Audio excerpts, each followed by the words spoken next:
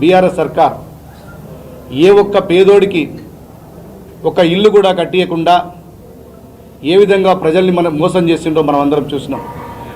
మా ప్రభుత్వం అధికారం ఇచ్చిన సంవత్సర కాలంలోనే ప్రతి నియోజకవర్గానికి 3,500 ఇండ్లు ఇచ్చి ఆనాడు కాంగ్రెస్ పార్టీ ప్రభుత్వం రాజశేఖర రెడ్డి గారు ముఖ్యమంత్రి ఉన్నప్పుడు శాచ్యురేషన్ మోడ్లో ఏ విధంగా అయితే ఇండ్లు ఇచ్చినామో మళ్ళీ మా ముఖ్యమంత్రి రేవంత్ రెడ్డి గారు అదే దారిలో సంవత్సరానికి 3,500 ఇండ్ల చొప్పున రానున్న 3.5 సంవత్సరాల్లో శాచ్యురేషన్ మోడులో అర్హులైన ప్రతి ఒక్కరికి కూడా ఇల్లు కట్టించే కార్యక్రమం చేపడుతున్నాం.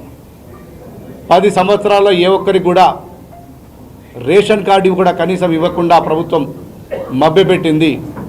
ఇవాళ అప్లై చేసుకున్న ప్రతి ఒక్కరికి మేము రేషన్ కార్డు ఇచ్చి ఇలా ప్రజలకు బాసటగా నిలుస్తుంది ఈ పార్టీ, ఈ ప్రభుత్వం. ఇలా ఎన్నో విప్లవాత్మకమైన కార్యక్రమాలు తీసుకుంటూ మరీ ముఖ్యంగా మా ప్రభుత్వం అధికారంలోకి వచ్చినాక యువతకు 60,000 ఉద్యోగాలు ఇచ్చినాం.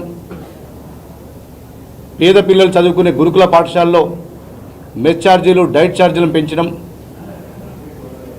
ప్రతి నియోజకవర్గానికి 200 కోట్ల రూపాయలతోటి ఇంటిగ్రేటెడ్ రెసిడెన్షియల్ స్కూల్స్ శాంక్షన్ చేసినాం. అడ్వాన్స్డ్ ట్రైనింగ్ సెంటర్స్ శాంక్షన్ చేస్తున్నాం. మరీ ముఖ్యంగా మా చొప్పదండి నియోజకవర్గంలో Gangadhara centre point degree college propose చేసినాం. అది 1-2 రోజుల్లో జీవో కూడా రాబోతుంది. గడచిన 10 సంవత్సరాల్లో చొప్పదండి నియోజకవర్గంలో బీఆర్ఎస్ సర్కార్ ఒక్కటంటే ఒక్క పని చేయలేదు.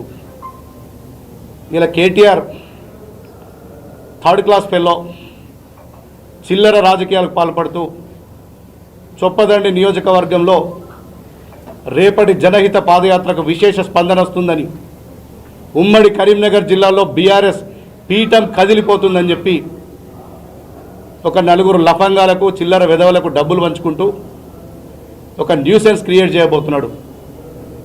బిడ్డ జాగ్రత్త, బీఆర్ఎస్ చిల్లరగాళ్ళందరికీ నేను చెప్తున్నా, రేపు ఒక సునామీలా కదిలి వస్తున్న చొప్పదండి నియోజకవర్గంలో పండబెట్టి తొక్కుతారు ఒక్కొక్కరిని చెప్తున్న, జాగ్రత్తగా ఉండండి. మీరు తమాషాలు చేస్తుండ్రా? 10 సంవత్సరాలు